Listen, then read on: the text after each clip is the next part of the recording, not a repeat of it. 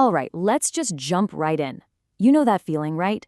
You're in the IELTS reading test, you're staring at this long list of headings, and you can practically hear the clock ticking down. It's so much pressure.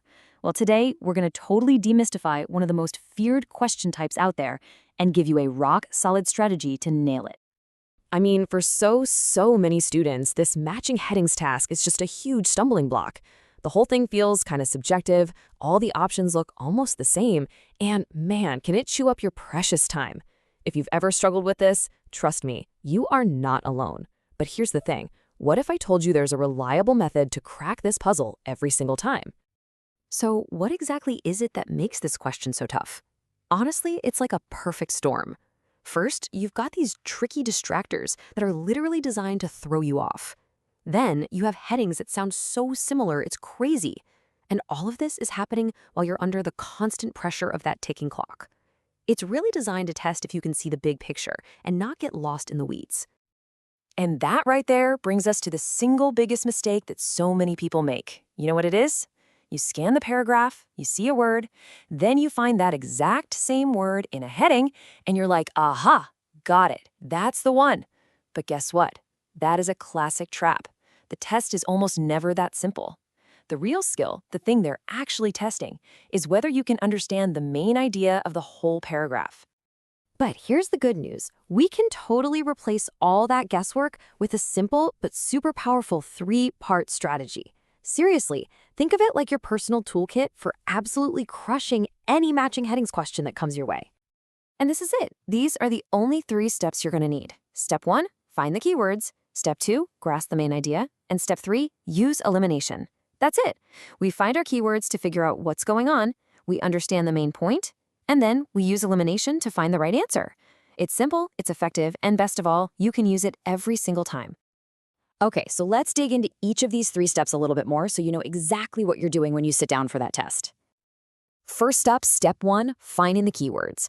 I want you to think of these as the signposts in the paragraph. They're not just random words. They're the key nouns, the important verbs, the specific terms that really get to the heart of the topic.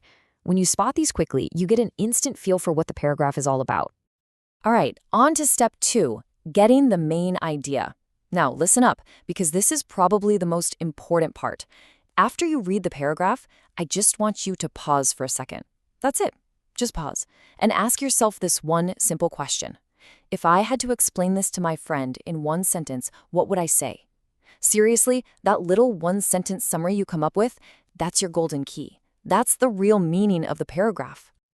And finally, we have step 3, the power of elimination. Now, here's the trick. Instead of desperately searching for the one right answer in that long, confusing list, you're going to flip the script. You're going to actively look for reasons why the other answers are wrong. It sounds simple, but it's a game changer.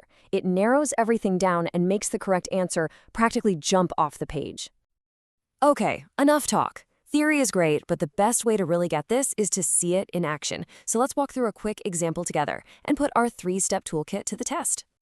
So here's our example paragraph. It says, recent studies indicate a significant shift in urban planning, with cities worldwide integrating smart technologies to manage traffic flow, reduce energy consumption, and improve public safety.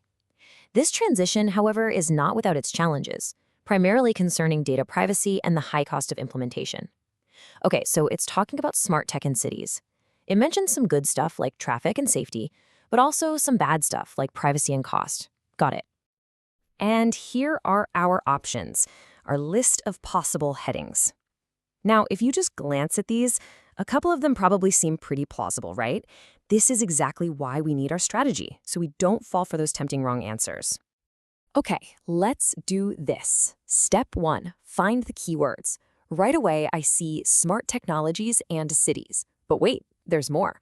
I also see challenges, data privacy, and cost. See what's happening? We have words for the good stuff and the bad stuff. Okay, now for step 2. What's the main idea here?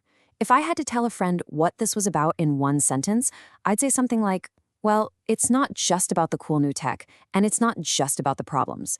The crucial point is that the paragraph is balanced. It's showing us both sides of the coin, the cool things this tech can do and the serious problems that come with it.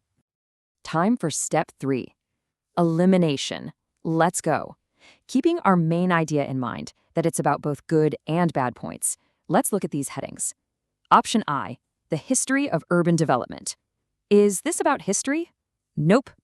Gone. Cross it out. Option 3, privacy concerns in the modern age.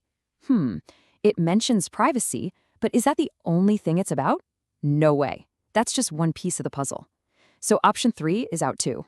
So now we're down to 2. Let's look at option IV, how technology manages traffic. See, this is a perfect example of a distractor. It's so tempting because, yeah, the paragraph does mention managing traffic, but is that the whole story? Absolutely not. It totally ignores all the challenges, the costs, the privacy issues. It's only a partial match. But then look at option 2, the benefits and drawbacks of smart cities. Ding, ding, ding. This is perfect. Benefits covers the good stuff. Drawbacks covers the bad stuff. It captures that balanced main idea we found. It covers both sides of the argument. That is our answer. See? It's not magic, is it? It's just a simple, logical process that takes you from feeling totally confused to being completely clear. Let's do a super quick recap of the whole method. Okay, if you remember only one thing from this, let it be this. Stop looking for matching words. That's the old way.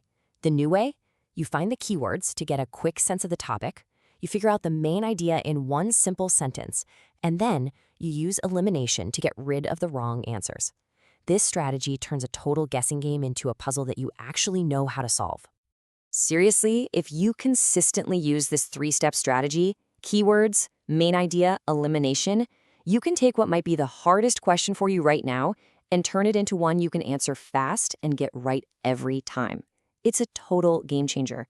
So, the only real question left is, are you ready to turn your biggest weakness into your greatest strength?